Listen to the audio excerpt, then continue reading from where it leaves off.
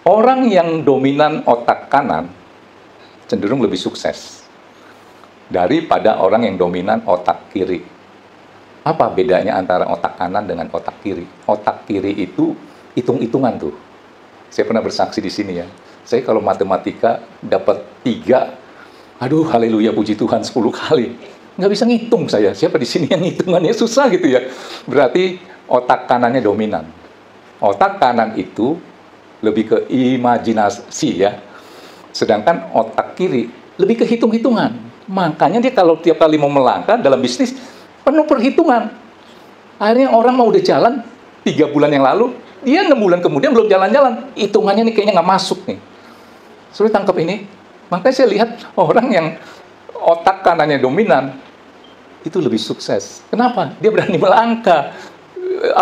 Dia punya visi, misinya, mimpinya tuh jauh ke depan. Ya, kalau mimpi kan nggak bisa lihat nyata di sini kan. Nanti di belakang itu ya, sudah tangkap ini. Bahasa rohaninya. Iman itu tidak bisa dihitung dengan logika. Pakai otak kiri lo nggak bisa. Karena dia melampaui logika. Sudah nangkep ini. Ya, jadi kalau mau pakai hitung-hitungan dulu baru saudara bertindak, baru beriman, nggak akan bisa, percaya sama saya. Saudara capek-capekin, buang-buang waktu. Contohnya siapa? Petrus. Berjalan di atas air. Jawab ya. Menurut saudara Petrus berjalan di atas air itu bisa apa enggak? Berhasil atau tidak? Waktu dia turun langsung kecemplung. Berhasil nggak? Berapa langkah doang? Artinya Petrus berjalan di atas air. Pertanyaan saya kan tadi, apakah berhasil? Berhasil di awal saja. Tapi akhirnya gagal. Nah, kenapa? Ini kita mau belajar ya. Coba keluarkan Matius 14 ayat 26 sampai 31. Ketika saudara mau bahagia mengambil keputusan adalah percaya dulu baru melihat, maka saudara pasti suka baca firman berdasarkan Mazmur 1 tadi, ya, yang merenungkan firman, karena pegangannya itu janji Tuhan. Saudara tangkap ini nih ya. Nah, ketika saudara dapat masalah, persoalan, kalau saudara pilihannya adalah percaya dulu baru melihat, ketika pertolongan Tuhan itu tidak sesuai dengan harapanmu, saudara mau menjadi orang yang sukses, justru di saat saudara berdoa dalam nama Tuhan Yesus, amin, saudara dapat kabar yang tidak sesuai dengan harapan. Tiba-tiba saudara dipindahkan ke tempat yang terpencil, yang membuat saudara mengundurkan diri. Kok pertolongan Tuhan seperti itu? Tiba-tiba saudara di PHK. Wah, jadi lebih menyeramkan. Ambil contoh Matius 14 ayat 26. Baca ini. Ini satu perahu, ya, Tuhan Yesus yang suruh nih nyebrang ke satu tempat, tiba-tiba ombang-ambing oleh angin sakal. Mereka berseru minta tolong, datanglah Tuhan, dengan cara yang nggak masuk di logika. Pertolongan Tuhan datang dengan tidak masuk logika, membuat saudara ini sukacita atau tambah ngomel, bersungut. Tangkap ini, lihat, ketika murid-muridnya melihat dia berjalan di atas air, nggak masuk logika. Kok bisa? Mereka terkejut dan berseru, itu hantu, bukan Tuhan lagi. Siapa sini pernah dapat pertolongan dari Tuhan yang nggak sesuai dengan harapan, malah membuat saudara takut? Itu hantu. Lalu berteriak-teriaklah karena takut. Saudara pernah bergumul dalam satu masalah, persoalan, Tuhan tolong dengan cara yang nggak lazim. Saudara bilang, mati dah, celaka lah. Apa yang keluar dari mulutmu ketika engkau percaya dulu baru melihat? Saudara akan lewat satu proses. Puji Tuhan, haleluya, walaupun saya di PHK, ada sesuatu yang saya akan dapat lebih. Mungkin sekarang saudara kerja gajinya 10 juta. Begitu di PHK, ada sesuatu Tuhan sedang siapkan.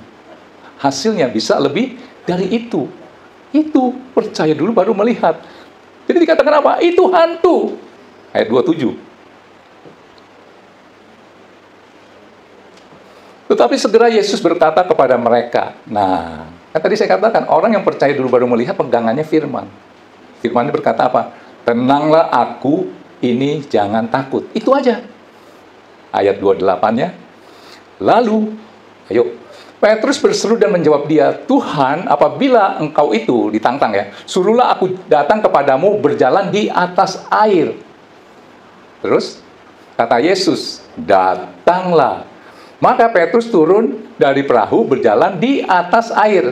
Garis bawahi, berjalan di atas air. Berarti bisa dong berjalan di atas air mendapatkan Yesus. Karena dia pegangannya, pilihannya, percaya dulu baru melihat. Sudah tahu akhirnya Petrus tenggelam gara-gara apa? Baca dulu. Tetapi ketika dirasanya tiupan angin, takutlah ia dan mulai tenggelam. Lalu berteriak, Tuhan tolonglah aku. Padahal pertolongan Tuhan sudah di awal. Pertolongan Tuhan itu jadi gagal oleh karena tiupan angin. Apa? Berita angin itu apa sih? Kabar yang tidak sesuai dengan firman Tuhan. Jadi takut. Iman boleh, doa melulu sih boleh, tetapi suruh pikir pakai logika. Yang beginian. Nah, pernah saudara hadapi seperti itu? Terus baca dulu ya. Segera Yesus mengulur tangannya, memegang dia dan berkata, hai orang yang tidak percaya. Salah ya? Kurang percaya. Saudara, kadarnya berapa? Mengapa engkau bimbang? Tangkap ini. Jadi, Petrus bisa berjalan di atas air, nggak masuk logika. Dia sesungguhnya bukan berjalan di atas air. Secara hukum alam, dia harus tenggelam. Dia berjalan di atas firman. Tadi saya katakan, firman itu nggak masuk di logika. Sebenarnya bukan yang nggak masuk di logika ya.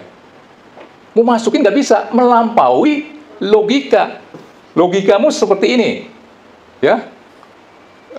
Janji Tuhan itu seperti luasnya samudra. Bisa dimasukin? Ya nggak bisa. Tangkap ini. Saya sering katakan, iman itu apa sih? Sederhananya adalah kalau Tuhan berkata, 2 tambah 2, gini aja. 5 tambah 2 adalah, harusnya 7 ya. Ya udah yang gampang aja dah. 2 tambah 2 kalau Tuhan bilang 7, terus saudara setuju dan percaya, itu iman. Logika bagaimana? Nggak bisa. Setahu gua, dari dulu sekolah 2 tambah 2 itu 4. Yang bilang 7 itu orang bodoh, orang gila. Saudara pernah dikatakan begitu? Saya mau katakan kalau saudara bertindak dalam iman, belum disebut gila, lu belum luar biasa. Mengerti? Kyong, gila lu Kyong. Itu dahsyat tuh. Saudara kalau ketemu mobil yang hebat, dahsyat, saudara ngomongnya apa? Gila itu mobil. Betul nggak? Kalau mobil biasa ya, nggak mungkin dibilang gila nih mobil. Bener nggak sih? Berarti saudara harus gila dulu. Gila itu apa? Nggak bisa dicerna pakai pikiran. Tangkap. Ya? Pak Thomas Wijaya, gila lu. Hebat berarti dia. Tangkap ini ya. Jadi kalau 2 tambah 2 Tuhan bilang 7, saudara setuju, percaya, itu iman. Logika bilang 4, yang bilang 7, gila lu. Nah, saudara mau dapat julukan yang itu gak?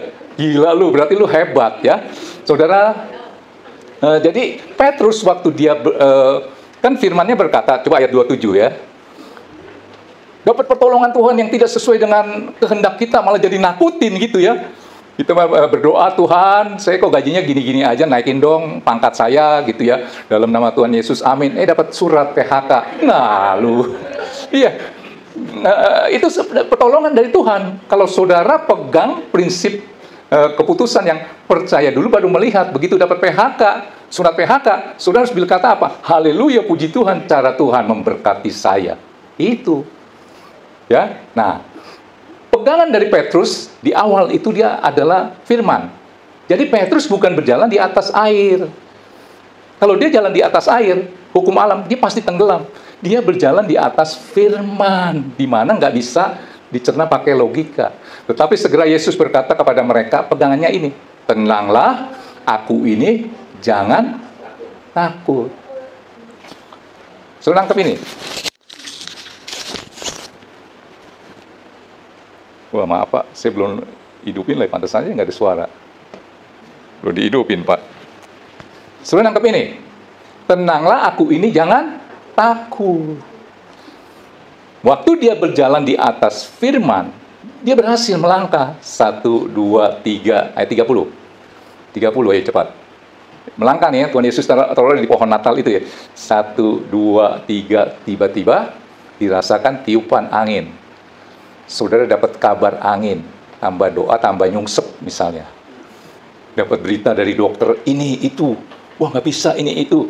Padahal itu cara Tuhan supaya lu keluar dari rumah sakit ini. Karena Tuhan lagi mau kerja di rumah sakit, misalnya tadi di A, rumah sakit B.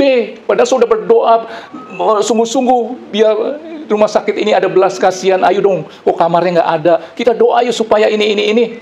Wah kelihatannya ada harapan. Sudah dapat kabar, oh nggak bisa loh. Itu cara Tuhan memberkatimu. Suruh keluar dari rumah sakit A, karena Tuhan mau menyembuhkan di B. Ketemu orang yang hebat-hebat. Berita anginnya seperti itu. Waduh, rumah sakit itu nggak bisa tuh katanya. Tolak lu.